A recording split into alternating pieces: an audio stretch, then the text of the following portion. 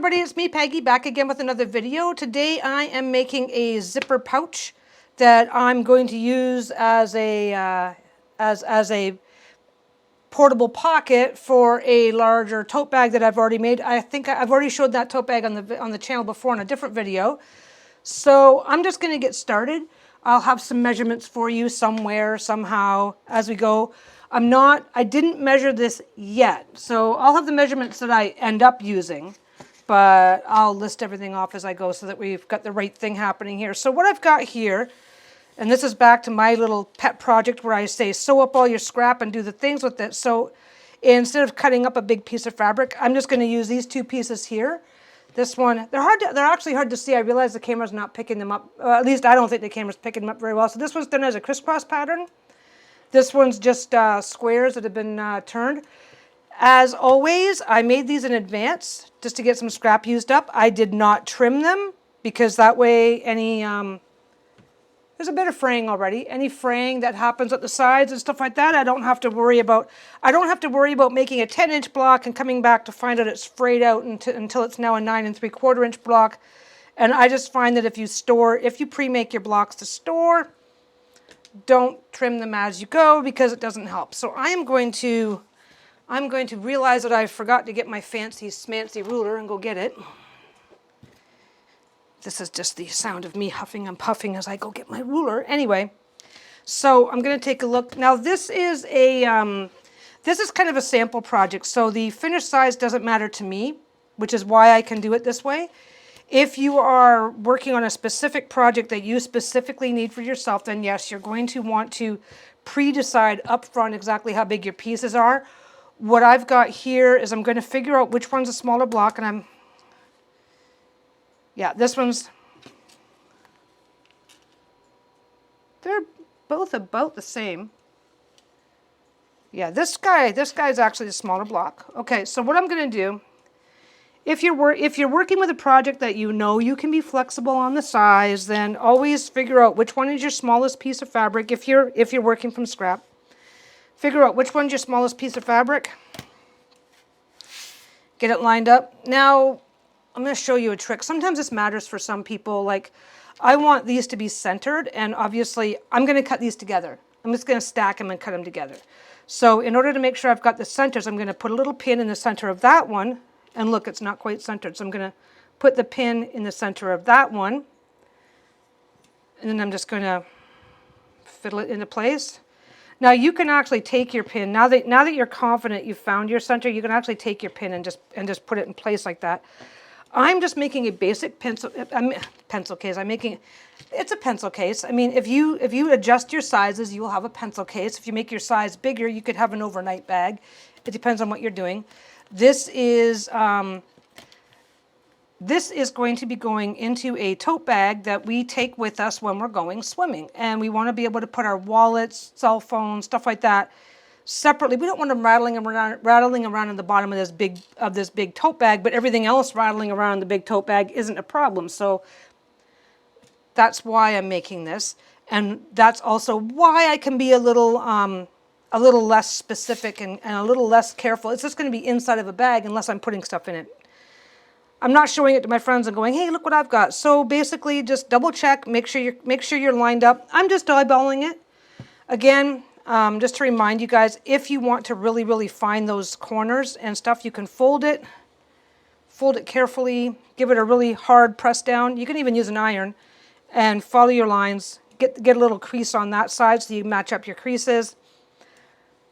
I should actually sit down and do it properly for you guys one day so you see it's done, but I'm not going to do that today because I'm feeling lazy today. Anyway, I'm going to find whichever fabric is the smallest, which is this one on top. I'm going to line up my ruler along the seams. I've got my pin so I know where the center is. So I am going to go, where's the edge of this one? Where's the edge of that one? Keeping an eye on things. This one comes over a little bit here. I'm actually taking my time. I've just done this a lot, so I'm probably moving. I seem like I'm moving fast, but considering how often I do this, because if I'm doing a personal project and it's something that nobody's going to see, like I said, this is just to hold stuff inside of a tote bag. It's not going to be seen. I'm not, You know, the tote bag, I made sure that that looked nice. I don't need to be, this doesn't have to be as perfect. I'll finish, so then you just, if you're using a square ruler, now what I've done here is I've lined up, there's a diagonal line through here that I've placed exactly on the seam that goes this way because the smaller piece is a triangle block. And I've also went, it turns out that my 11-inch line touches the, touches here and touches up here. And I can get like an extra 1/4 of an inch, but I would just be fighting with it anyway. So since I've already coincidentally got everything matched up at 11 inches, this is going to be an 11-inch by 11-inch. If I don't keep moving my stuff, this is going to be an 11-inch by an 11-inch, and I'm just going to get it done. And again, take your time lining things up. Sometimes when you're doing stuff that's been, when you're working on blocks and stuff, you get spots. Like this particular spot here is, this one and the one under it has obviously seams that were meeting up all there, so it made it really thick. So don't try to be cutting towards yourself or at weird wacky angles. Take the whole thing, turn it around. Put the two sides that you've already cut here and here. Line everything up again. And again, this goes along the diagonal line. If I was working with the, if the other one was up top, I'd be lining it up with the,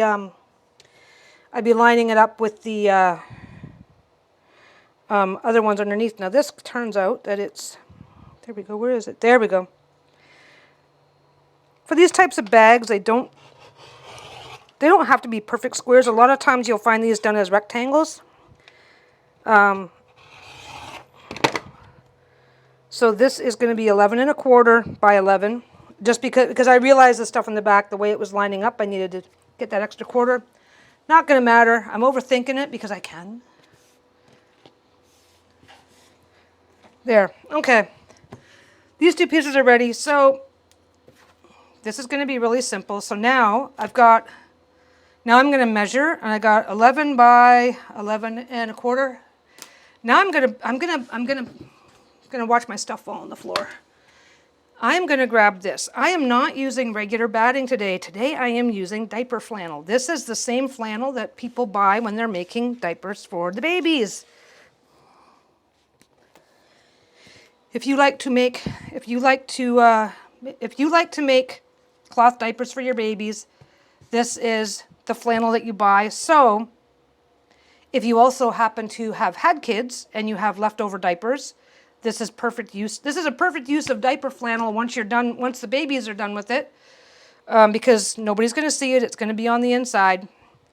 And it's just a scrap piece, so I can't really wreck it. So I am, oh yeah, that can go over here. So I am going to cut, I've got it folded in half. I got it folded in half, so I'm going to get two pieces. And I am going to cut 11 by 11 1/4. One nice thing about diaper flannel, it's a little thinner, which is fine if you're doing a light-duty project like this. It still gives you the softness and batting that you want for projects like this. I've made quilts out of this stuff. I've gone to the store and gotten diaper flannel and made entire quilts out of it. Just because it's less expensive, it's easier to work with. It doesn't tend to shrink. Lasts a really long time. And the joy of diaper flannel with regular batting. Let me get a piece of regular batting. Let me just, don't fall. It wants to fall again.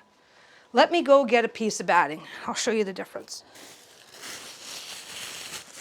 When I first started learning to quilt, I was in love with using diaper flannel for most of my stuff for a whole lot of reasons. Let me just, this is a fairly simple pencil case, so I don't have to worry too much. Okay, so I've already got that cut. That's matching that.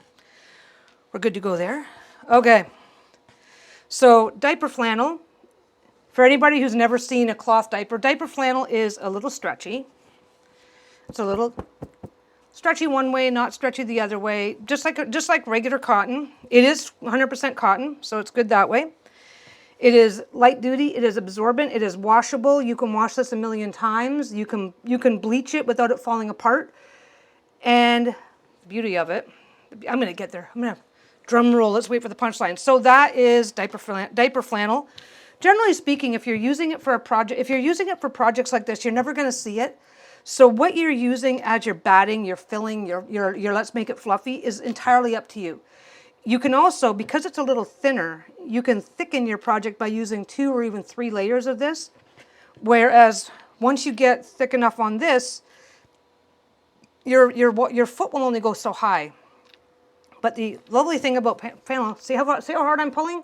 Look how hard I'm pulling. See how the material's stressed? See how nothing's happening? Okay, so this is why when you're working with batting and you put your batting in your project, you have to sew it all down. You have to top stitch this at least a little bit, depending on what it's rated for. And the more you wash it, once it's properly into a project, it's not going to like continue to break down or stuff like that. But if you're working with stuff that's going to see a lot of wear and tear and heavy use, you could see an effect later on. Anyway, this has to be top stitched. You have to stitch this down to your fabric. So if I use this, if I put this here, I have to come over it and I have to top stitch all this down. With diaper flannel, I don't. I just treat it like an extra layer of generic fabric, which means that when I make my little pencil case today, because I'm using diaper flannel, nappy cloth, flannelette, whatever you choose to call it, because I'm using this fabric, I can just simply sew this to this and be on my way, and it's not a problem, which is what I don't want this to, I want this to be a layer of fluffiness, but I don't want to have to sew all this down, but I do like the extra layer of protection you get. And again, there's 2 here, 1 for each side. If I want it to be super fluffy, then I will put 1 on this side, 1 on this side, and I've still got to cut my inner fabric. So, but I just want a little bit of padding, a little bit of whatever. Like, I mean, we're going to be putting, when we go swimming, we're going to be putting our cell phones in this bag, things like that. So I want a little bit of extra protection in case something drops. You know, I want a little bit of extra protection in case we're going to be at the swimming pool, so some water gets spilled. Ideally, this will keep. I'm not using plastic. So if this gets damp, hopefully this will absorb any material and not let it get through onto our stuff that we actually care about. Anyway, we're going to set those over there. So you can use a batting fabric. You can use batting. If you have batting, use batting. And what you will do is you will take your batting. I'll explain the step, but I'm obviously not doing the step. You will take your batting, you will take this, put it on your piece of batting, and then you will have to do some lines and sew this to this. Or as you get wear and tear, if you don't have too much wear and tear, and this starts to break down underneath unless it is sewn down. So I'm making it sound like the batting is awesome. Batting is awesome. I'm making it sound like this stuff is garbage, and it's not. It has a million uses. It's great. A blanket made of this will be warmer than a blanket made of that because this is thinner. I do love using this to make summer blankets, light duty summer blankets. Though, oh my God, it's awesome because then you can have I'm one of those people, I have to have a blanket no matter what. Even in the hottest day, like, I mean, I'm sweating right now, and tonight I'm going to go to sleep with my little blanket on, and I'm going to use the blanket that I made using that as a lining instead of the thicker, warmer batting. Anyway, so I chose this today so that I can skip a step and not have to quilt all that down. If you're using batting, add the step of quilting this to that. This I'm not going to because I don't have to. So here we are so far. So 11 by 11 and a quarter, which really is 11 by 11. So 2 11 by 11 pieces of fabric, 2 11 by 11 pieces of a batting or lining material of your choice. And I'm going to go cut 2 11 by 11 inch pieces of lining of the inside material.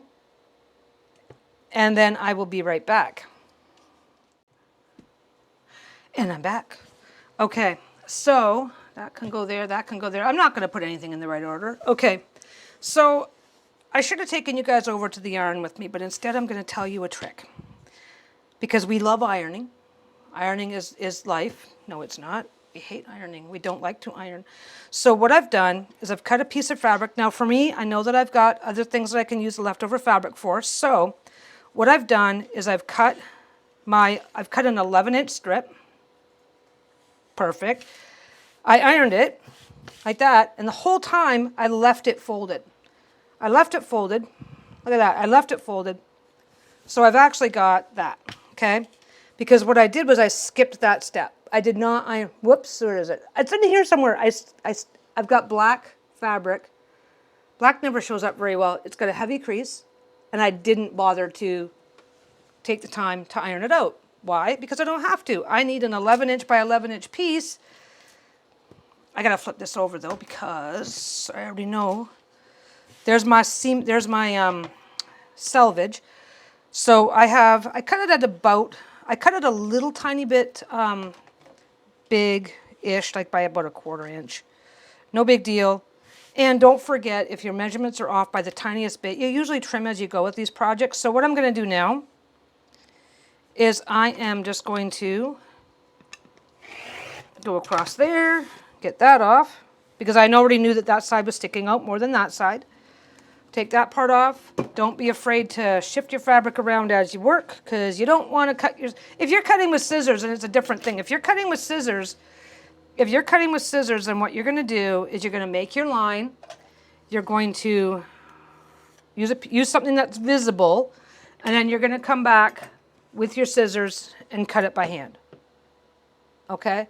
So, and what you can do that one of two ways. You can use your fancy ruler and mark your line that way. You can use a generic ruler. Here's a generic ruler. Let's assume that this is a basic ruler. If you have a cutting mat, then what you'll do is you'll line your fabric up along the beginning of the first line, and then you'll make sure it's nice and straight, and you'll go 1, 2, 3, 4, 5, 6, 7, 8, 9, 10, 11, and then you can just use your ruler across here and then cut with scissors. I don't cut with scissors because I have the fancy toys, so I use them. Nothing wrong with that. Okay, so, and by the way, no two rotary knives are the same. Okay, I went away and I came back. So I have got 4 different rotary knives that I use regularly. And don't forget, I'm not trying to show off. I just do this for a living, so I'm doing this every day, all day, and each different rotary cutter has a slightly different use. So this guy, and each different one is a little bit different. Like this guy here, you just pull it up, and if you're done with it, you have to put it back by hand. Same with this guy. Pull it back to expose the blade. Pull it back up. This is like the safety, so you don't cut yourself. This little guy does that, and when you're done, it pops back. This little guy pops forward, pops back. Now, different rotary cutters work. They all work the same. They're a round razor blade on a disc. If you're going to use a rotary cutter, just remember that they all work a little tiny bit differently. Like this little guy here, I cannot. Oh, it's going to work today just to make a liar of me. Like this little guy here, because it's such a narrow blade, it doesn't work with some of my rulers. It just kind of gets caught up. But it's perfect if I'm just cutting like little pieces of, like if for some reason I had to go through and like trim threads off of that or something, it works really well.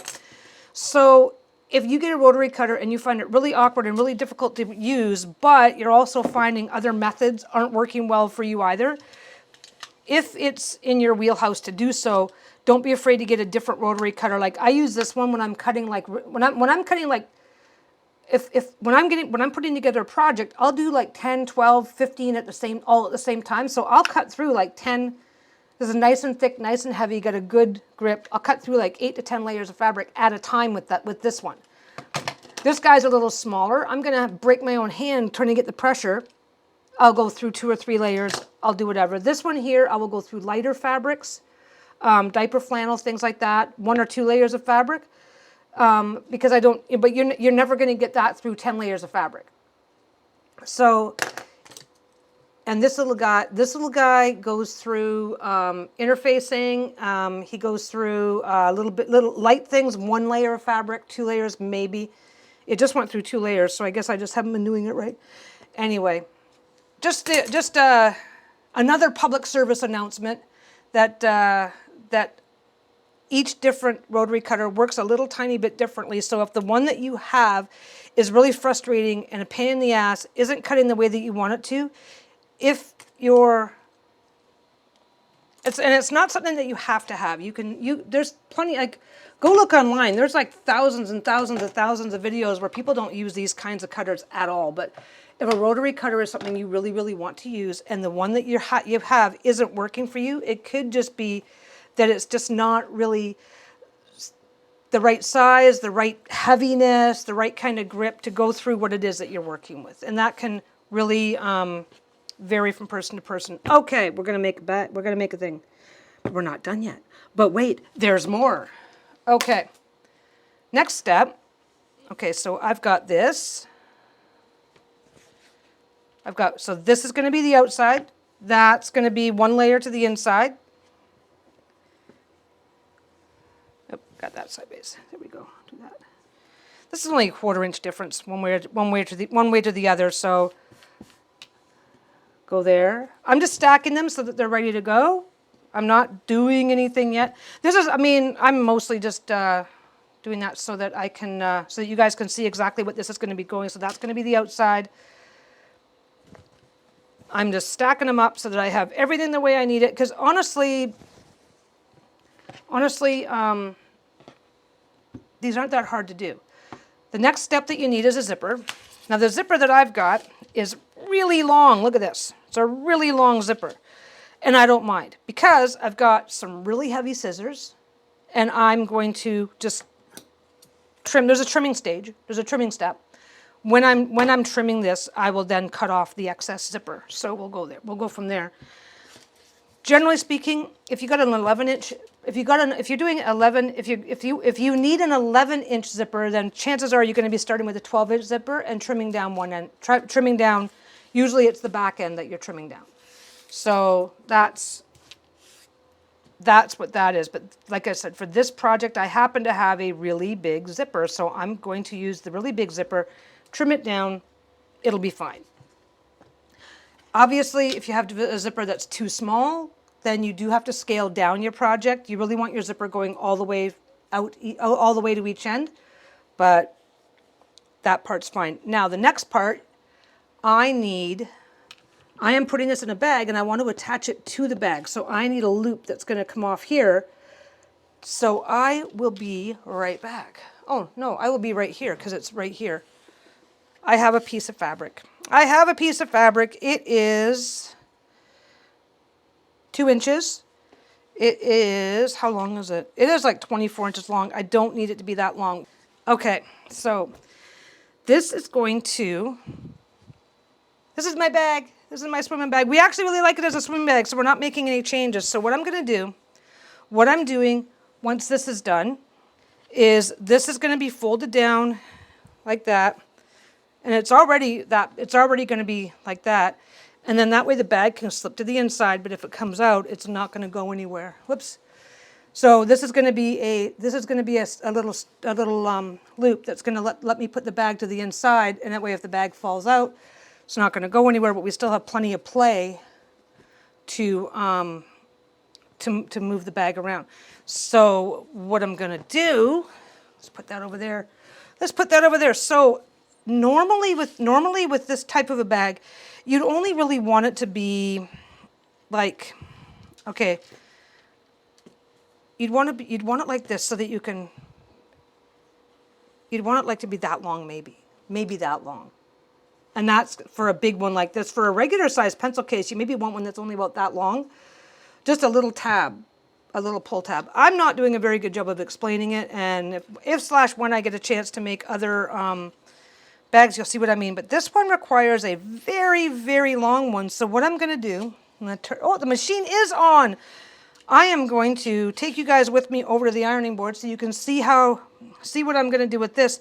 I actually am not going to end up with anything that's very wide. It's only going to be about this wide when it's done, because it just needs to be sturdy enough to hold that to that bag. I am over. This is the downfall. If you stop to explain something now, but don't actually have anything to show anybody so that they know what you're talking about. But keep this in mind, that this is long. The punchline is, this is about 4 to 5 times longer than I would normally make something like this as the loop that goes onto one of these types of bags. Normally you would want these loops to be shorter, but for the purposes of what I'm making, this is about 6 times bigger than what I normally would be doing. But I'm going to take you guys over the iron because I need the company, and I'll show you what we're going to do next. Okay, I'm back again.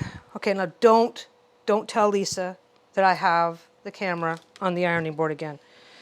So we are just going to go like this. Now there are little widgets that you can get that will help. They're bias tape makers. You're essentially making bias tape. If you know how to make bias tape, then you know how to make this. So the first thing you're going to do is you're going to fold it in half. You're going to take your iron. I like using the wool setting, but you don't have to. Fold it in half. Just fold it as you go. Just keep your hands far enough ahead of yourself so that you may feel some warmth, but you're not feeling, as long as it's not burning, you're doing it right. So just fold it in half as you go. Again, I'm lucky I can be a little careless. So this is a 2-inch by 24-inch strip. It's going to be folded in half to use. So this is a 2-inch by 24-inch strip. I'm ignoring this bit of selvage right now because as I'm ironing, it's actually giving me something to hold on to, but I'll be trimming this off before I finish. So if you do happen to have a piece of selvage, just take advantage of that as a bit of a handhold. I guess it says only 23.5 inches because I think I did measure it with the selvage. Now, you have your crease all the way down to the center. So you are going to fold this in all the way down. You're just folding this to the center, okay? Now, if this is uncomfortable for you, if you are like, oh, I'm going to burn my hand, then just take the time to go slowly and pin it. Just pin it, clip it, use the plastic clips. You're going to get some steam on here. There we go. Nothing wrong with that. You are under no obligation. Just because I'm doing it a certain way doesn't mean you're obligated to do it that way. So for this, if you were, what I do personally is when I'm doing the second part, I fold it in to the halfway and I fold it over as I go because this is kind of really easy to get the hand-eye coordination going. Get it started, take your time, go forward, halfway in, halfway the rest of the way. Hope you guys are seeing it. In the meantime, at least I'm distracting myself from how much I hate ironing by being able to chat. So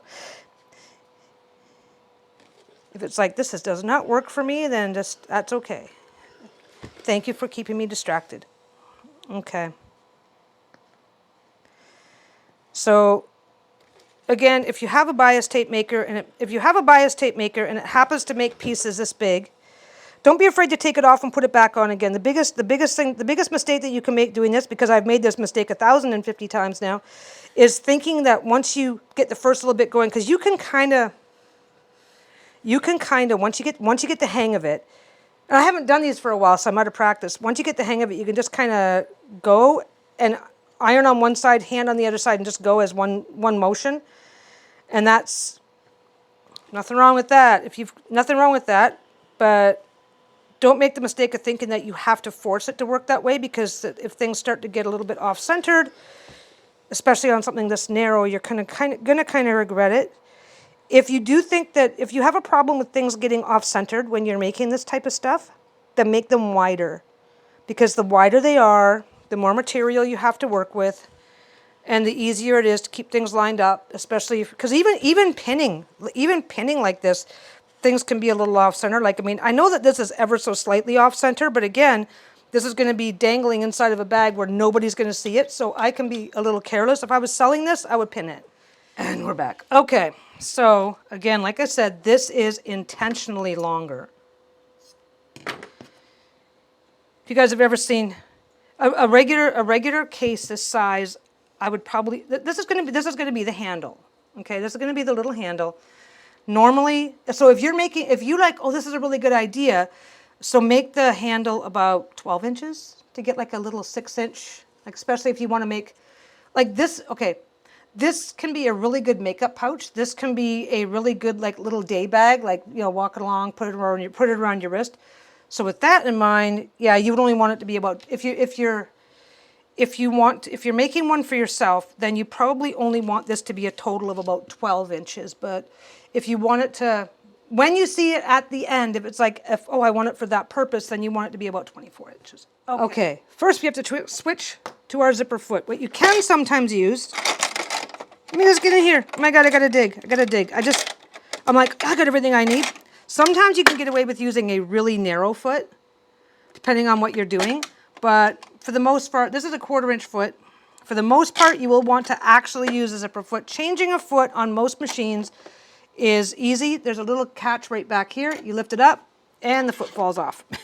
It's really that simple. Now, some machines do require you to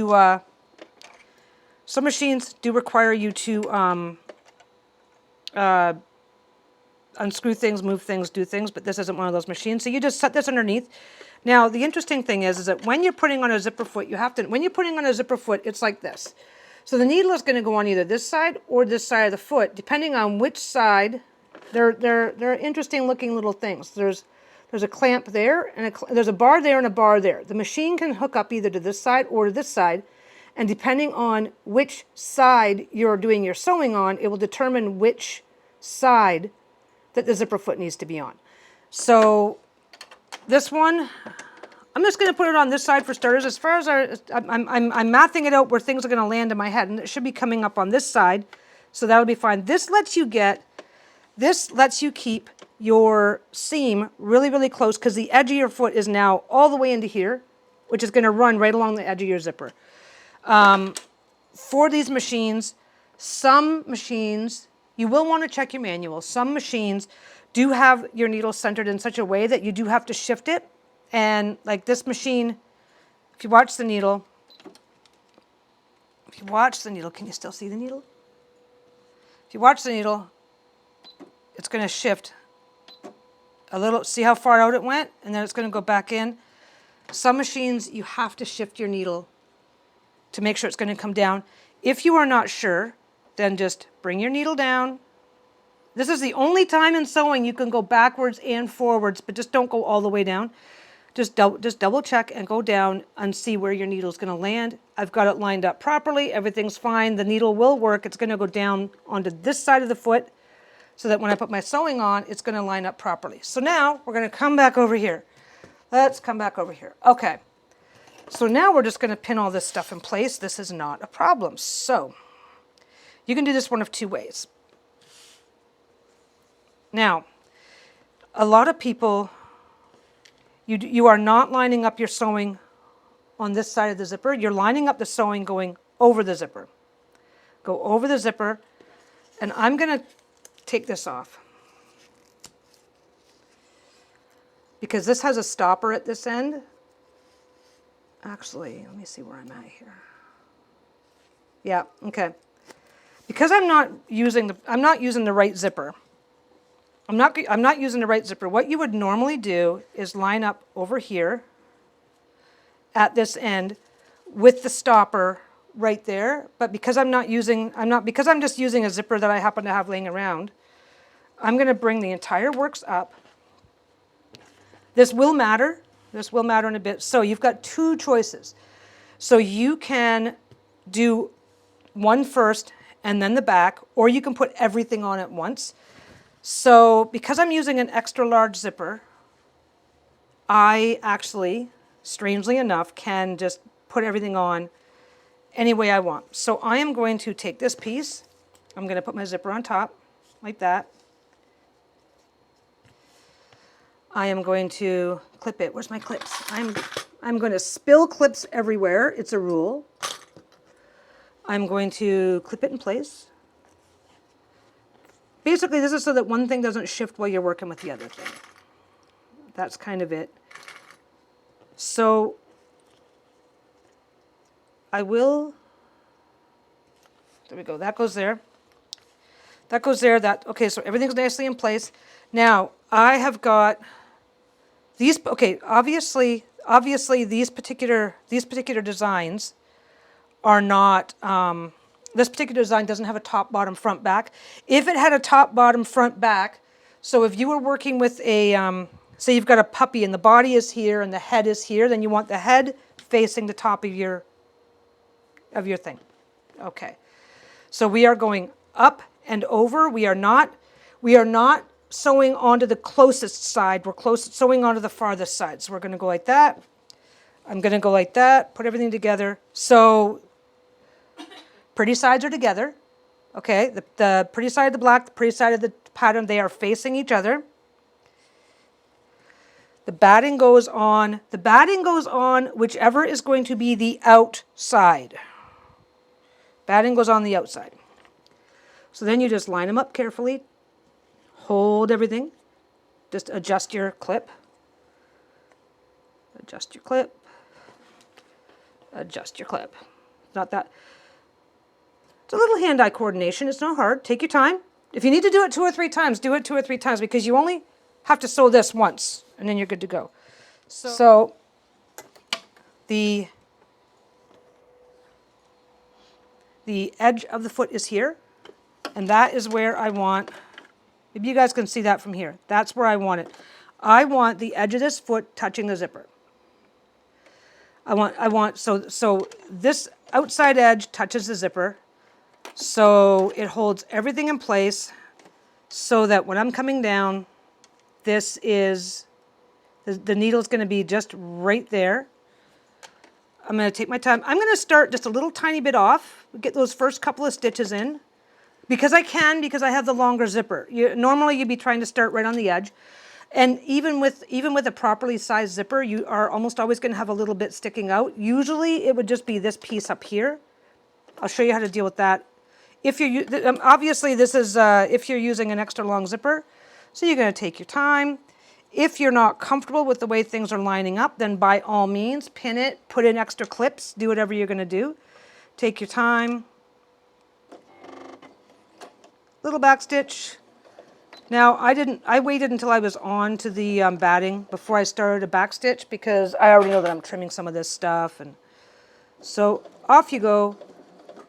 Now, this is pushing my batting forward because I am using batting. Pick your foot up and put your foot back down. It'll let whatever's bunching up drop back underneath.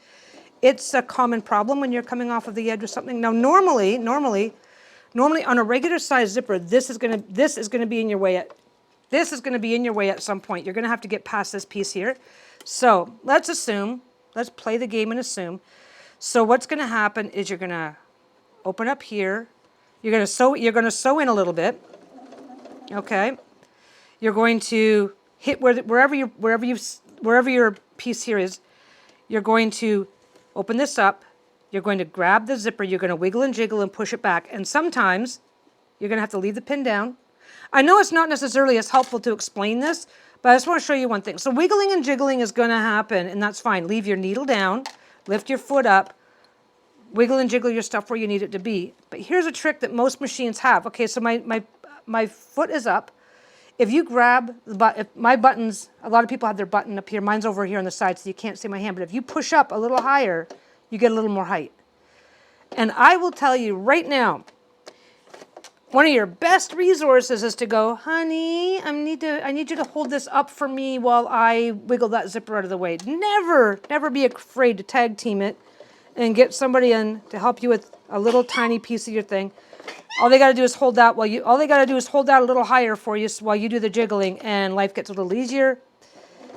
If you can't do that, then like I said, make sure your needle stays down, and you can get away with a lot of fiddling. What some people do is they will backstitch here, move in front of the obstacle, the zipper pull, move in front of the zipper pull, finish everything, shift the zipper, so they will stop here, get in front of the zipper, continue on here, move the zipper, and then just come back and add a little stitch later. That's a great shortcut, and maybe I'll do it intentionally on the other side just so I can show you guys.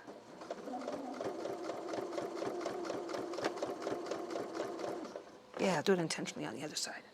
That'll work. That'll be fun. Add some fun to it. Okay, so double check what you're doing. Double check how you're going. Something shifted the tiniest bit. That's fine. Don't be afraid to move things around and shift. Now, what I'm doing, you guys can't see this from here, but I can feel the zipper. Obviously, it's thick. It's thick and it's heavy. You'll have no problem feeling the zipper. I'm having no problem feeling the zipper. Don't forget, this is not as protected as it normally is, but I'm keeping my finger on the zipper. My fingertips are on the zipper so that I can make sure that the zipper edge is touching the foot. It's obviously a little bit more difficult to do because I've got the extra layer of batting in the way and it's less easy to see, but it's there and it's happening. Like there's my zipper edge. Okay. Do.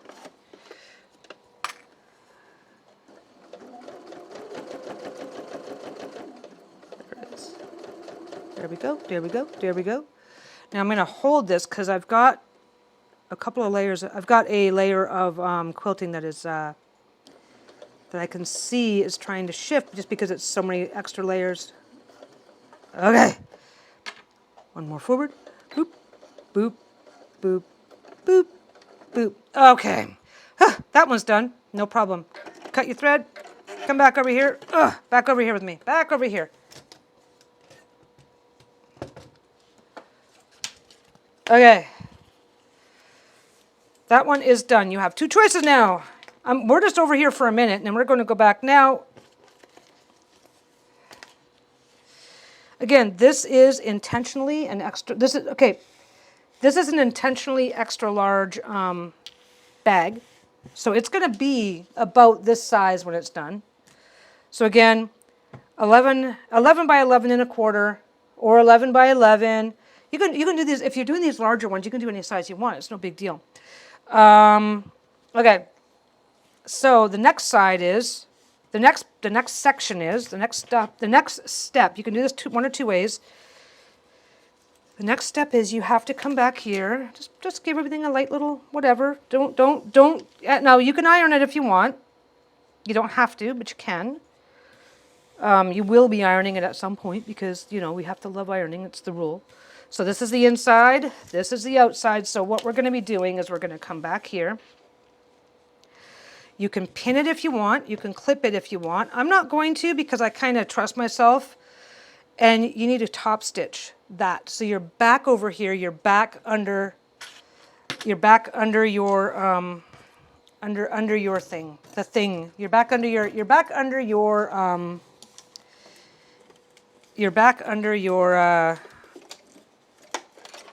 your foot. So let's assume that we're working with a proper size zipper. So what happens is you go like this. The heck am I doing here? Yeah, that's what I'm doing. Okay.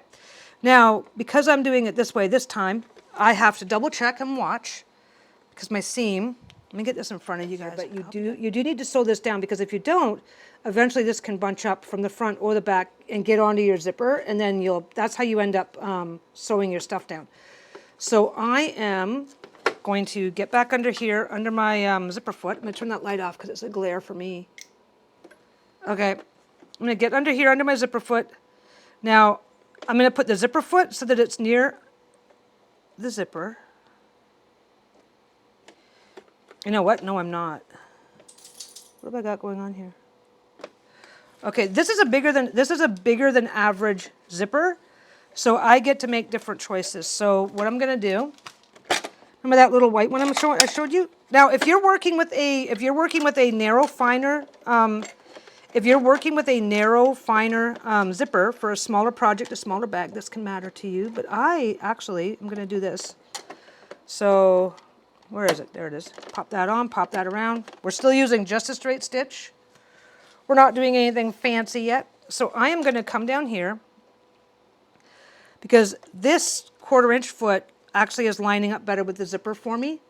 And you get to make those decisions. So sometimes you're going to find yourself not quite using the feet that you think you're going to use. So let's just go. So I want to sew this open. A little bit of a back stitch right here. Come on, keep going. Oh, something's catching. There we go. So I am using a narrow foot so that I can line it up with the zipper the same way. It's just not working the same because everything is so much bigger.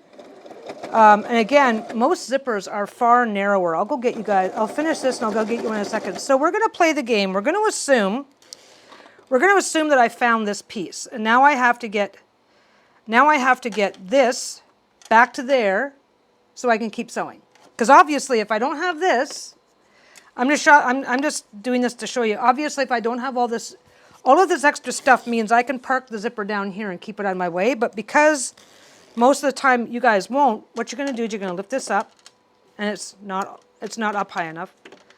So you're going to wiggle, you're going to jiggle, you're going to get your second hand over here, you're going to wiggle, you're going to jiggle, and you're going to get it past. I know that didn't necessarily make a ton of sense, but just seeing that it's doable. And the trick is when you're pushing your zipper this way, and again, don't be afraid to get both hands in there. My needle is down. Everything's pushing where I want it to go. And my foot is up. My foot is down. My foot is up. I'm taking advantage of the extra space. Now, not every machine does this. Now, if that's the case and your machine doesn't do that, then what you do is you stop here. You stop here. You cut your stitch. I'm going to do it. I'm going to you stop here. You back stitch. Because you're just before that, okay? Back stitch, cut your stitch, take everything off, bring your zipper back up a tiny bit, put another back stitch in to get started, and then continue on. So that was, well, 3 ways to get around. If you have an extra long zipper, you avoid the problem just by parking your zipper really high or really low. If your zipper can't move, then you can... If you have the ability to go extra on the height, you can do that and get your zipper to shift. And if you don't think you can deal with it at all, stop, start again. Now, if you're using contrasting thread, then that may not be a simple choice for you, but don't be afraid to do that, and don't worry too much about it. Now, if you're going to do that, it's often better to do that when you're closer to one end or the other instead of right in the middle. But like this is black on black with black thread, black highlights, black backing. That extra little spot of stitching there is not going to show up. Nobody's going to see that. So, zipper foot is amazeballs for a whole lot of things. I probably didn't have to use it for this particular zipper just because things are so wide. I'm going to pause the camera though and be right back. I'm going to show you something. That is making the weirdest noise. Okay, I shall be right back.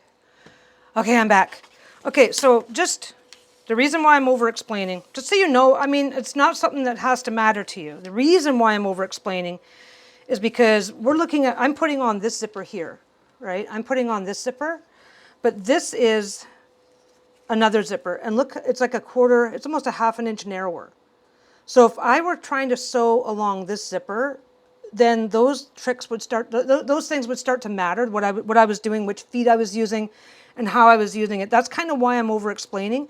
Not sure if it's super helpful, not sure if it's just confusing, not sure if it's just a quiet little babble while you watch me sew, and that's fine too. Honestly, I use the word babble, ramble. I mean, what's the better word that sounds, because I'm not crapping on myself, absolutely not crapping on myself, but what's the better word to make that clear? Anyway, this is this zipper is about the same width as this zipper, but this zipper is plastic and I can cut it. This zipper is metal. I can still cut it, but it's going to be a much different process, right? So having an idea, this zipper is the same. This zipper is the same length, but it's a much finer zipper. So you would be getting in much closer to the edges. You would actually have less problems. This zipper has a much bigger, this zipper is much bigger and heavier through here than this is. So this zipper would be much easier to sew over than this one would be. If I had to stay in near the edge and sew over with a machine that doesn't lift as high, then yeah, it's really important to know that you can just stop, backstitch, move your zipper to a safe spot, go back, continue. So I hope it was helpful information, even though it wasn't necessary for this particular project. But this is why. You've got plenty of things to decide on. A zipper is a zipper is a zipper, but like, yeah, and this zipper is a much heavier zipper than that one was. I wanted this one to be heavy because we plan on, I plan on this thing heavier use because it's going to be like basically a gym bag. Basically a glorified gym bag, so I wanted it to be a heavier zipper. I can still cut this, I can still cut this with no problem, which is why I'm doing it this way. Okay, so we're putting on the next one. So for the next one, now you can pin this to get it out of your way. You can do whatever you want to do with it. I'm gonna get that out of the way. Now that I've done my little, here's why I'm over explaining the shit out of everything. Okay. So the next one is going to be the same way. So we're going to take that one and that one, put them together. We're going to put this one on the bottom. Now, because we are using a longer than average zipper, we do need to make sure that we are, to the best of our ability, lining everything up. Which side was which? I've been flipping this around for the last little while. That's the wider piece. Oh, I have been doing it that way. Okay. Okay. In reality, I should have made this like a 9 by 11 so I could really see which direction was which. Like I said, this is for a, this is going to be out of sight, out of mind. If it has any visual flaws, I'm not going to be as concerned, but you will have a much easier time of it. Oh, and, duh. The zipper opens on that side. So make sure that your backing fabric lines up to the back of the zipper. My Lord, I'm almost, this is actually further along than you think. So just line this up. Just ignore that. That's attached to the other side. Line that up, pin it, clip it up. Line it up, clip it up, and double check and get it as close as you can to line up the sides on the back piece with the sides on this side over here. Because obviously you don't want to put this piece over here. You're going to have garbage when you're done. Okay. So clip the back. I like to clip one end, then the other end. This can sometimes matter. If you have a bigger project, you can start clipping, like if this was like this long, if you start clipping 1, 2, 3, 4, 5. If something goes wonky and then you don't find it till you're all the way at the end, you can end up having to go back and start over, and you can end up having to start over more than once. But anyway, so I'm just doing the 3 again. That's fine. That's all I want. I'm switching back. I'm just over here mucking about because I'm going to switch back to the zipper foot because even though I was able to use the other foot, I might even put a second layer of stitching on that one. Okay, so that one's lined up. Double check the things again. Like I said, I made these a little bit too exact, a little bit too. Oh, that one doesn't matter. Okay, this one still didn't. So what you're going to see is obviously these aren't going to match up on the bottom. It's really easy to get distracted and forget that you're offsetting these. And then you look at the bottom and go, oh, these don't match up. So and it's like, no, that's fine. That's exactly what it's supposed to look like. So you just put that there. Put that there. By the way, you can quilt this down. You can take this, you can take these two pieces and run them through the machine and sew them together. There's absolutely no reason why you can't do that. I'm just doing it this way because with diaper flannel, you don't have to. That's all. It's not that you're not supposed to or that you can't. Diaper flannel actually quilts up really well because it's very forgiving. Because if there's regular batting, like this is rated for 10 inches. So every 10 inches there has to be a line. If it's rated for 4 inches, every 4 inches it has to be a line. Because diaper flannel doesn't have those kind of ratings, and it doesn't matter. You can do a 2 foot by 2 foot piece and not bother quilting it at all if you don't feel like it. It's a lot more versatile as a quilting material. That's all. That's it. That's all. Okay. Good enough. Good enough. Good enough.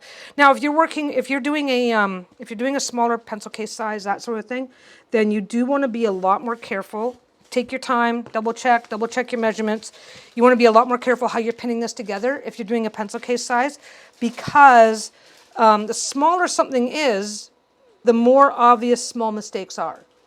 I actually like to recommend that if you're going to do a project, do a slightly bigger project, because if I cut something funny and this ends up being a 1/4 inch smaller on one side than the other, you're not going to notice. But if this was off by a 1/4 inch, you're actually going to notice because it's so small. A quarter inch on something like this is like, you know, like that much. It's a lot. I don't know how to describe it. I mean, I think you'll see it for yourself. But yeah, if you're struggling with confidence, a slightly larger project, not so large that you need like entire, you know, but instead of an 8-inch by 10-inch cloth, instead of like an 8 by 10 pencil case, or rather a 4 by 8 pencil case, start with something this big. Use it to, you know, use it to hold anything really. But yeah, slightly larger projects are more forgiving. So then you get to work out more of your issues as you go. So same. I've got my zipper all the way to the end. I got my zipper all the way back here. That is the advantage of a longer zipper, is that you get to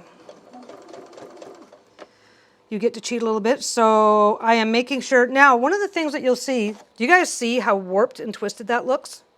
That is normal because it's only connected on one side and not the other side. It's got several layers of fabric to go through. It just looks like that. This is completely normal for these feet, that they look a little weird. So you're looking at this foot that doesn't look like it's so straight, going, oh, I didn't put the foot on properly, therefore I'm screwing things up. You're not. This is completely normal. I'm only going to do a couple stitches because I'm sitting at a really bad angle up there. That's what it looks like. Okay. So this one's done. Come over here. I'm going to leave you guys over there for a minute. I'm going to come over here. I'm going to tug everything straight, give it a little finger press. I'm not going to agonize too much. Not going to agonize too much now. Like I said,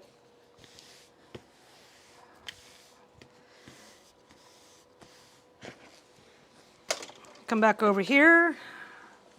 Take that one. Take that off. Boop.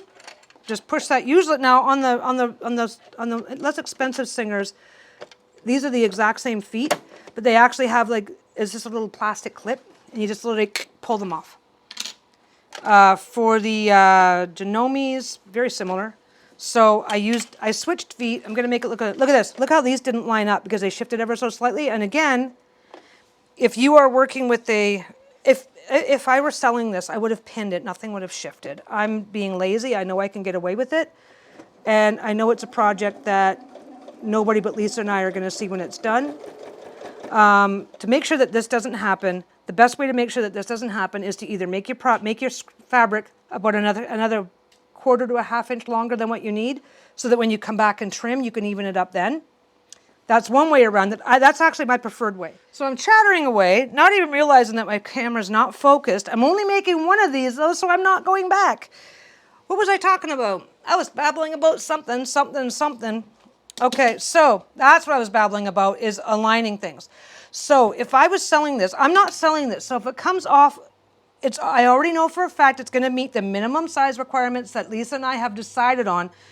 I started off with 11-inch by 11 1/4 pieces. If this finishes at a little under like 10.5 inches or something because I need to trim to make things even, I'm okay with that. So if I was making this for the shop, I would do one of two things. I would either stop, measure, pin the crap out of it, and make sure nothing can possibly shift, which obviously something did, or I just eyeballed it and got it off a little bit. Or I would go over by a little bit. So if I wanted this to finish at exactly 11 by 11 so that I could put this in the shop and sell it and ask you good people for money, I would probably start with 11.5 or maybe even 12 inches, because there's one more step where I get to trim. So so again, I'm being a little careless, because I can be. This is, like I said, this isn't even something that we're guaranteed to want to continue to use once it's done. We're just trying this out for now. I'm not selling it. There's a whole lot of reasons why I get to be a little careless, and it's okay. But when you're looking for that perfect finish, I'll show you how to get that. You know what? I'll make this a perfect finish. Now, If I knew, I don't know up front what this is going to end up as because I started off with certain things. But let's say that we're aiming for 10.5 inches by 11. Let's keep that in mind. Let's keep that in mind. Hope I don't get distracted. And see where we're going to go with that. Because this part's done. Back up. Okay. Go over here. Take that off. Now, still have this guy. Still have this guy. I'm going to leave this narrow foot on because what I'm going to do, when you do this, you have everything's folded. I did this earlier. You guys watched me. You guys kept me company. So this goes here. That goes there. It all folds up nicely, and you don't want it to unfold. So that's simple. So I already know that this end and this end are getting, I already know that these two ends are getting sewn down. Okay? So I don't have to agonize about those ends. I'm going to start here. I am literally lining up. This foot happens to have two little red lines. I'm lining up along one of the red lines. I'm going to back up a little bit. Now, I'm going to go slow, go careful. I am literally lining up. This is like an 1/8 of an inch line. I'm lining up along that line. And again, like this is something I've said before though. Every single foot has a bit of its own landscape. So I'm going to sew this down. I got to change my battery. I'm going to go do that, and then you guys get to watch me sew for a minute. Be right back. Okay, so my battery has been changed. By the way, owing a big thanks to my wife because the last time I was having problems with my focusing, I was filming. She was, I don't know if she was either already in bed or she was at work, something. She wasn't around, and she just came over because she has her own channel, just Lisa Pepez, if you care to look. And so she's been fixed. She just knows how to fix these problems. She just walked over and went, "Oh, try this." Do. Rock solid. Rock solid. Okay. I'm the best. She's the best. Yeah, she's. Oh, by the way, she's home today. Say hi, Lisa. Hi, Lisa. Anyway, so every single foot. Look at this. Every single foot has a landscape. Every single foot has a thing. When I'm using this foot and I'm trying to line things up, there is. Let's get over here. There is a tiny, tiny line right there. See it? See that tiny, tiny line right there? So when I am sewing and I want to center something, I aim for that line. If I'm sewing and I want to get a particular edge, I might aim for this line, or the outside, or the outside. I might aim that dot right there is almost exactly 1/4 of an inch from an edge. If I'm coming to an edge, it's like, oh, when do I turn? Well, I turn when the edge of my fabric touches that dot. So as you're sewing, you will get familiar with that. You'll just start doing it automatically. You won't have to think about it. I overthink everything, so it's fine. It's what I do. So this particular foot happens to have 2 red lines at the 1/8 mark.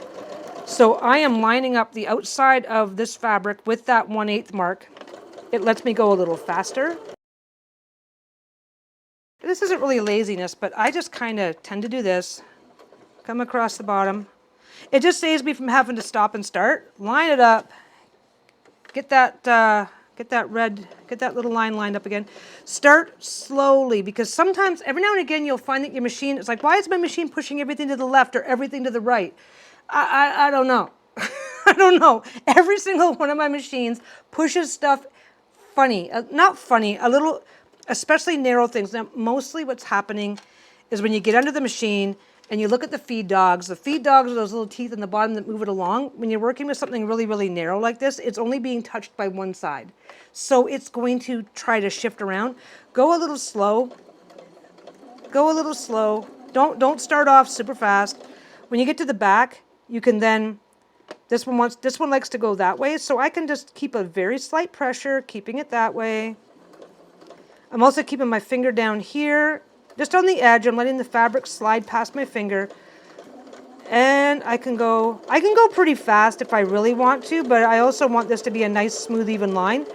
Because the narrower something is, the more obvious, the smaller something is, the more obvious tiny shifts and tiny mistakes are. Bring it back to the bottom here. If you feel like you will get more stability, then just turn it and go across the bottom and meet up where that first corner was. I don't always feel that that's the case. I just do it as a habit. It is helpful if you were doing a lot of these ones, a lot of pencil cases, you're maybe going to have a piece that's like that at the end.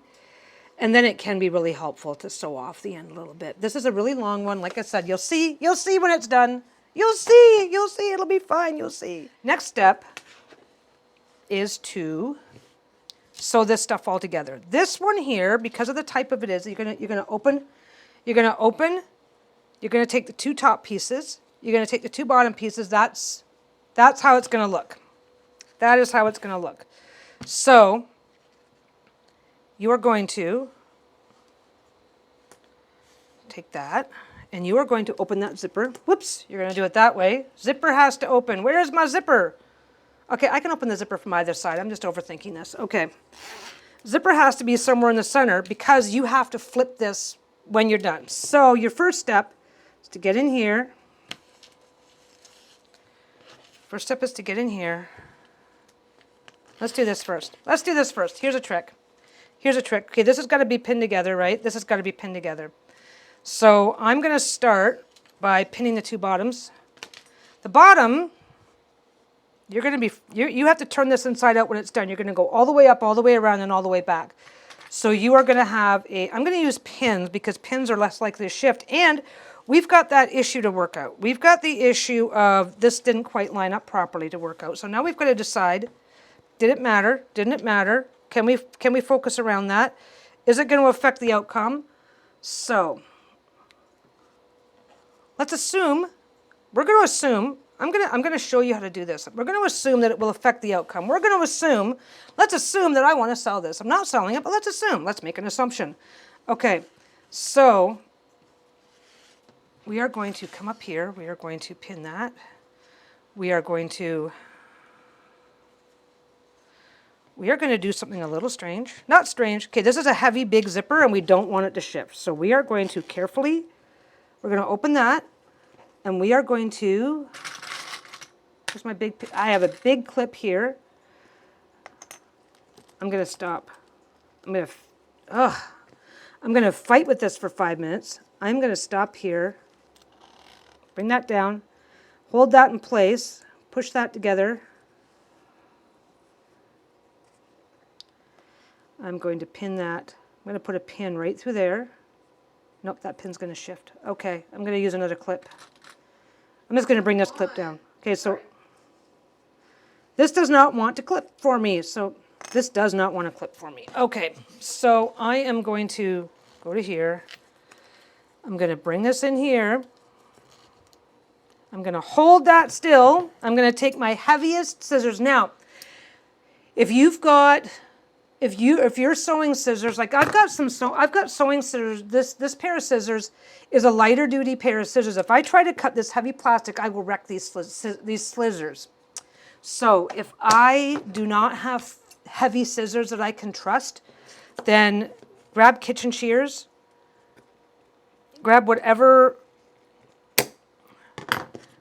kitchen shears. Grab whatever thing works for you, and do that. Do not use your sewing scissors if you happen to have light duty sewing scissors, or okay, this is again back to this one. This is a light duty scissor. It's really sharp, but they're light duty. They don't handle a lot of stress, and they've also got plastic handles that if you put enough pressure on them, you could damage the handles. Big long explanation to say that this is just the zipper. You are not required to use your best sewing scissors. Let's see if this cuts. This is actually cuts right through it. Never mind, cuts right through it. So the one end has to be cut. Come on, there it is. One end has to be trimmed open because this has to be to the inside, right? Nothing you can do about that. It has to be to the inside so that it can be flipped. You have to flip this when it's done, so the zipper has to be open. Be really careful with this piece over here. Do whatever you need to do. Do whatever you need to do, and if it takes you time, don't agonize. Okay, so this goes this way. These two line up this way. And you're going to sew over this. Come on, you. Come on, you. Okay. So I am going to do this as best I can. I'm going to do this as best I can. I'm going to take my time. I'm going to take my time, make sure this is well lined up. Now, this goes in. Generally speaking, you want these to be on the same side that the zipper closes at. The zipper closes here, so you ideally want this to be on this side. Which is helpful because I'm going to take that, I'm going to fold it exactly in half so that you don't get it twisted. Don't let it twist. Make sure it's folded fully in half. Place it here. It's actually a little narrower than I ideally wanted it to be. I'm going to put it just off center onto one side. You can do that. You can do that. You can off center them. Okay, so we already noticed when we were getting started that these two were not quite lined up. So I'm actually going to put this on this side where I know I have to do some trimming anyway. I'm going to put a pin in. This is I always put my pins in from the inside to the outside. This is where you have to put your pin in from the outside to the inside. So I'm going to go a little bit over. No problem. Pin through. Normally I would put these right in the center over top of the zipper, but the zipper is actually, the way the zipper is the type of zipper that I'm using is making that a little difficult. Okay. All the way up, all the way over. There we go, that goes there.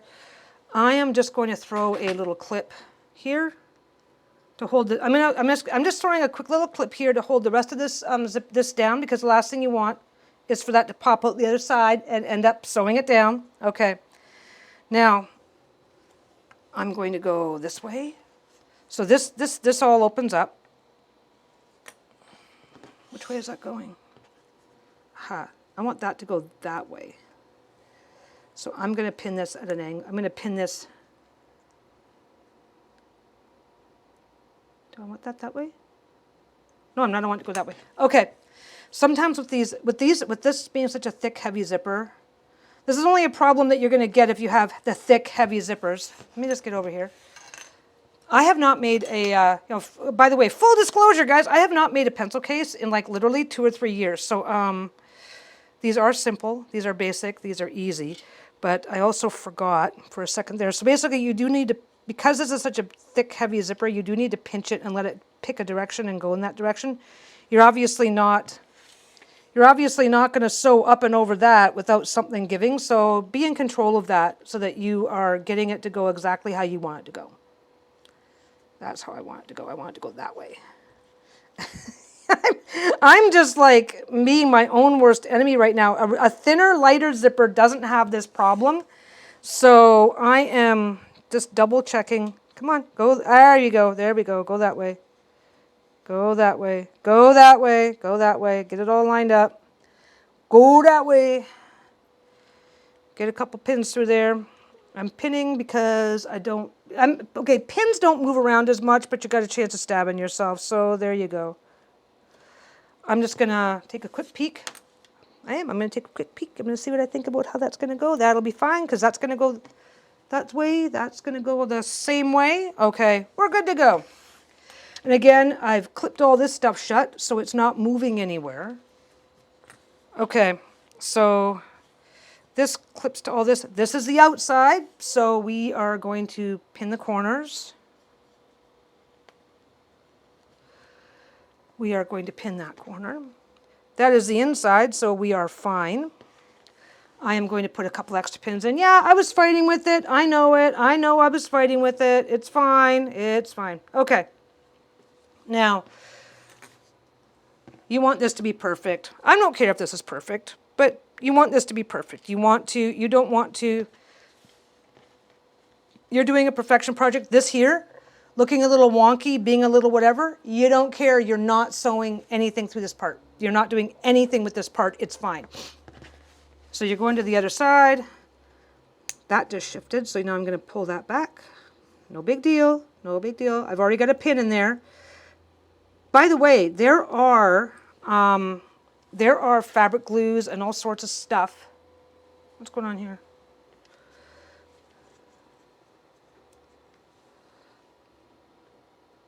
Ah, that's what I did. Okay, again, don't be afraid to go back, shifting things, moving things, doing whatever you got to do to the things. Don't be scared. This is, This is part of the process. And it's fine. Okay, what are you doing here? Yeah, this is a really heavy zipper, and this is actually a zipper that you would use in clothing. So the fact that it wants to be stubborn is not a surprise. If you're choosing to use these types of heavy zippers, expect this. A lighter zipper falls into place easier with less problems. I've decided to do this on hard mode for some god-awful reason today, so that's fine. Okay. Get in there, you. So when you are sewing something like this, your pins do have to go, there we go, that's good enough. That's good, that's good. That's pop it in, pop it out, line it up. This is the inner lining. Oh my God, this is the inner lining. If it shifts around a little bit, it's not of a concern. This is not, you could reverse this if you really wanted to, but it's not really a reversible project. So we are going to assume that we want this to be perfect. That's fine. Now, this does have a, I'm actually more concerned about this shifting than that. Where did that come from? That goes there. Okay. Now, I have moved the zipper in to about the halfway point. It's fine. Leave it there. I've got my strap in place. It's over here somewhere. There it is. It's fine. That's going to be a bunch of crap to go over, which is fine. It is what it is. If I decide that I want this to be perfect, then I've got two choices. I've only got one choice. I can mark this though. I can take a ruler. I can take a big one. I can take a small one. I can go, oh, well, I want this to, because your sew line is still there.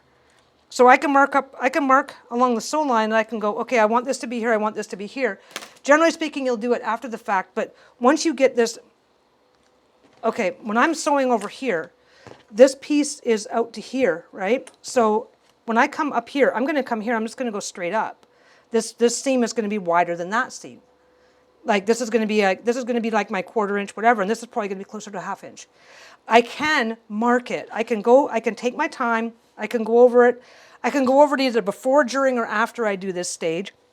And I can mark it to make sure that I'm sewing exactly where I want to sew so that I get them. Remember I told you that, guys, that when we were doing a different project, that marking your lines first and then sewing on or beside the marked line will get you those precision, will get you a better degree of precision. I'm not going to do that. I'm not going to do that, but just to show you what you do, you just line up. See, look, this is, if I make a straight line along that bottom and go to here, it's going to be cutting in a bit. If this matters to me, if I want to do something if I want to do something that's going to matter, I don't want to cut it first because that's not going to help, but I might just make a line. Now I would do a chalk line on this side, and on this side, I would just do a line. Let's make a nice line, have something to follow. So again, this was my own fault because I used a really heavy zipper. Like this zipper is about twice as thick. This is a zipper. This is about as thick of a zipper that you want for something this big. And if you look at the teeth is where if you look at the teeth that I just threw in the garbage, let's get this sucker back out. Okay, see, this is when my videos take an hour. Once you have your fabric picked and prepped, this is actually only about a 20-minute project. So, but there's a difference in the zipper widths. And again, I'm showing you dark stuff, but this is like twice as heavy, twice as thick. So when I'm trying to fold this, along with all those layers of material, it just doesn't want to go anywhere. Whereas this guy, I just fold it and it's like, boop, there you go, done. Done. It's right where I want it. It's fine. It's okay. So this is 100% a problem of my own making that I could have solved by using a zipper with smaller, closer teeth. This is actually, can I get that to, yeah, this is actually the kind of zipper, look, it's the kind that pops apart. This is actually the kind of zipper you use for jackets.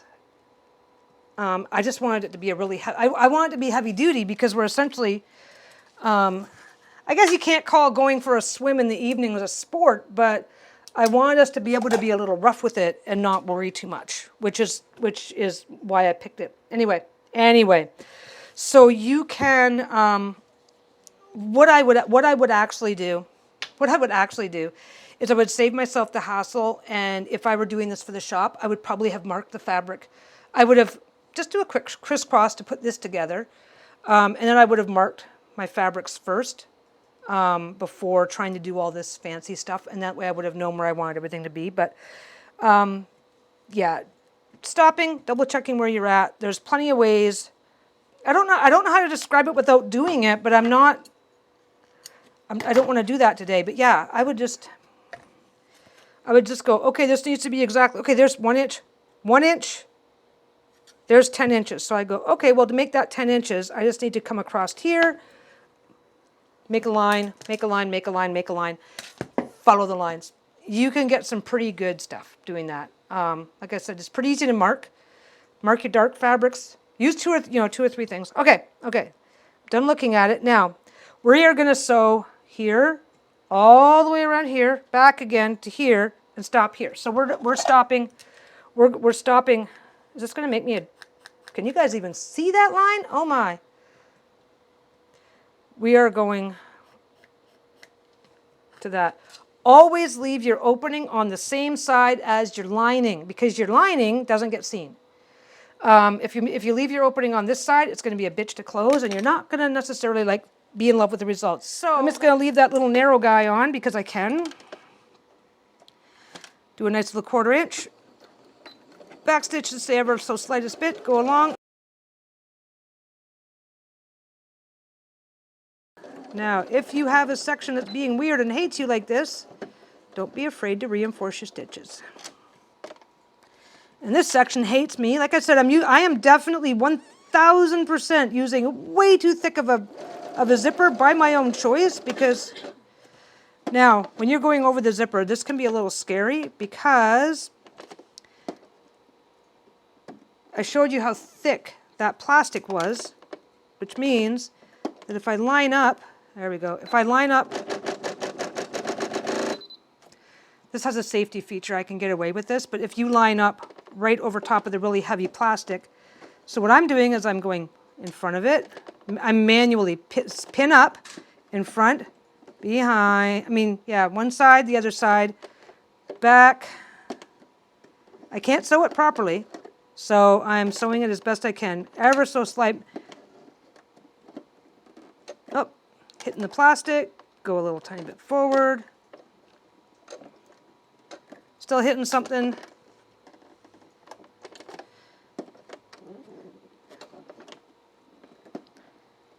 Nope, still hitting something. Let's see what I'm doing here. Let's get the pin out.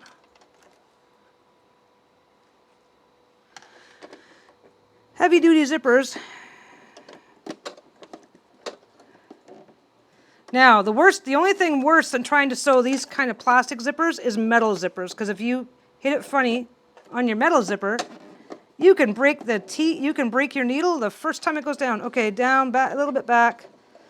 I'm not going into the zipper. Lighter duty zippers, you just go right over them.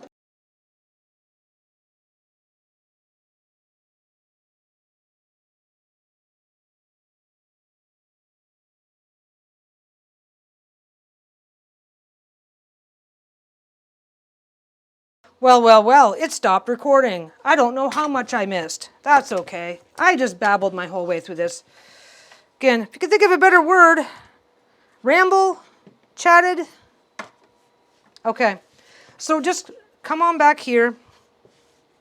This is where you're going to trim off your excess, your bulk. Obviously, when you're trimming excess and bulk, you can see, I hope you can see the stitch lines really well. You don't want to cut into a stitch line, obviously. This is your last opportunity to trim. So if you've been sewing along with me, something didn't come out right, and you decided to measure, double check, do your shifting, make your lines, and you can do, it's easy enough. It just takes a little time. Make sure that you've trimmed off all the extra that you end up with left over after doing all your adjustments. Because we're almost done. So you go back to your zipper, and trim those up level.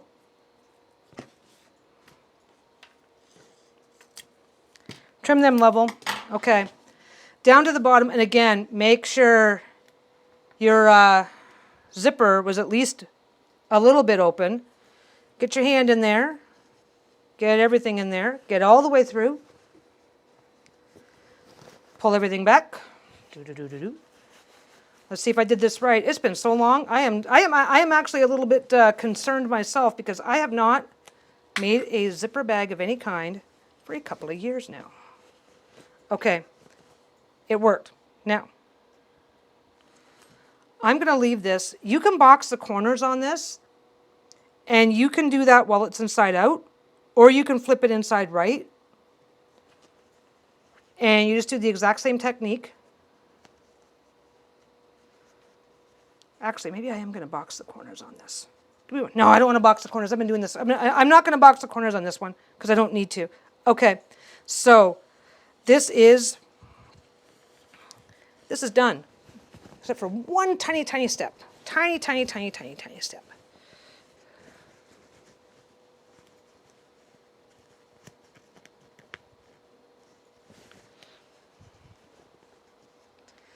Okay, that's good. That's good. Okay, last tiny step. You have two choices, and I hate sewing by hand, so I have one choice. Grab that, grab that. This is the inside. This is the part nobody cares about. Grab that. There's your hole. If you poke your hole inside right, get all your stuff going, poke your hole inside right, give it a nice tug, and just, if you grab that with your pinkies, grab that with your pinky, and just grab the hole with the rest of your fingers, the fabric just wants to just fold into that corner. So you can pin it if you're not confident, or you can just take it to the machine if you are. And I am going to, for the sake of appearances, just because I can, because I don't have to, but what the heck? What the heck? No, this is my last step. There we go. Every now and again, my machine decides to screw with me. Every machine will eventually decide to screw with you. Yeah, now let's go to the corner.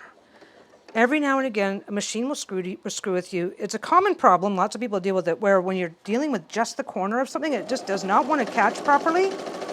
So I'm just going to go all the way across the bottom. You guys are going to have a hell of a time seeing this because I'm black fabric on black. I'm just making sure that the two pieces for that hole, I'm making sure that that hole is lined up, that the two edges are lined up. I'm closing them. This is the inside. Nobody's going to see it.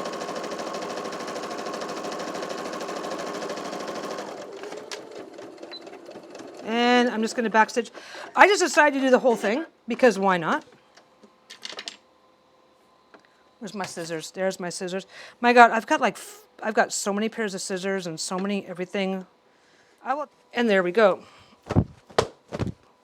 It is done. And now I have a bag. Let's see how it works. I'm going to go like that. I'm going to go like that. Okay.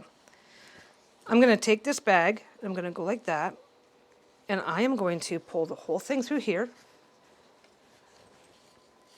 And that is how that bag works. So that bag is now hooked onto this bag. Did you guys see how that works? It's super easy. Super, super easy. You just, I'm not doing anything special. I just take the bag and I put the loop around there like that. That's it. It's just like that. I just put it through there. I open that up and I pull the bag through the loop, and now it just sticks. I don't need a super hard knot or a super hard anything, so it stays inside the bag. It now lives inside the bag, but when we need to put our stuff into the bag, we just can take it out. It won't fall and it won't go anywhere. So now we can just open it up, throw our things in it, and be done with it. Zip it, put it away. And like I said, this is I probably could have done this is 24 inches and a half is 12 inches. I probably could have done it like 16 inches. So yeah, I could do it shorter. So you basically just do it to the size of the bag you want. So that is now what we're going to be taking to the gym.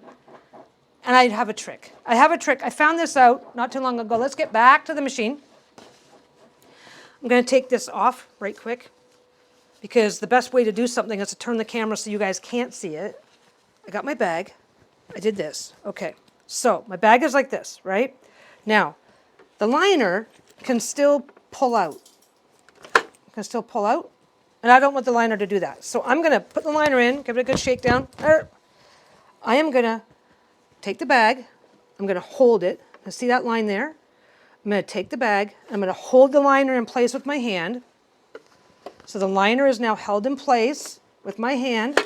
I'm going to jiggle and wiggle. And don't forget my... Okay, what I should be doing is taking a pin. But I have a seam here that I can feel with my fingers. And I have a seam here that I can see, which is why I'm cheating and not using any pins. So I'm going to put the whole thing carefully. That's where you come and get one of the kids to hold that button up for you. I'm going to put the whole thing. Come on, you can do it. Oh, no, you can do it. There we go. Take your time. This is not difficult. It's just fiddly. Okay. Where's my bottom? There is my... There's my bottom. There's my bottom. Up, so I gotta go a little ways. Still got a little ways to go to get to the center. And I am going to put, this is the bottom seam of the bag. And I've just used my finger on the inside to line up the bottom seam of the inside because I'm not doing much. This is one of my pet peeves. This is why I haven't made a pencil case. Again, this isn't a pencil case, but this is why I haven't made one of these bags in like 2 or 3 years, because I cannot stand that you take something out and the liner comes with you. So I'm going to put a stitch there. I'm going to go across. I'm more or less centered. That's about 2 inches. 2 inches, I think. Doesn't have to be. And then I'm going to take all this off. Ugh. Okay. And now, the liner, she no come out. The liner stays in the bag. So now I have a zip bag. I have decided not to box the corners because when this has got all of our swimming stuff in it, this actually needs to stay fairly flat to begin with. So boxing it up isn't going to help. So yeah, I'm just going to come onto the bottom here. Where's that thing? I'm going to come back here. Come on. Where'd you go? Yeah, it's right there. I got it right on the seam. Cut that. That's the only exterior. I say that's the only exterior thread as a fray of some kind pops through, which it's already gone, so we're fine. So no seams, no visible seams, no fraying. I used quilt blocks because I wanted to use up scrap to begin with. I'm on a really big use up my scrap kick, so this has been working out very, very well. Nice. This is put right into here. You can make it any length you want. Normally, you would only make it about that long, just enough so you have a couple of fingers you can put through and carry it if you need to. And this is also a pull. You to hold it so when you're pulling it open. Anyway, this is done. So that is that. And look at this. Look at this. Did you guys notice? Same design. Like this is the triangle design. Triangle. And then this is the square. You can tell I did these on the same day. I did the patches on the same day. I just did the project separately. Okay. So I'm going to get going now. Don't forget to like, subscribe, ring the bell. Don't forget that an upvote is the best way to help the channel. A comment helps even more, but no one's obligated. And in the meantime, I'm going to think of the next project I want to do for you guys. I've got a couple things in mind, so I'll be back soon with something else for you guys. And you guys have a great day, and thanks for hanging out with me. Bye.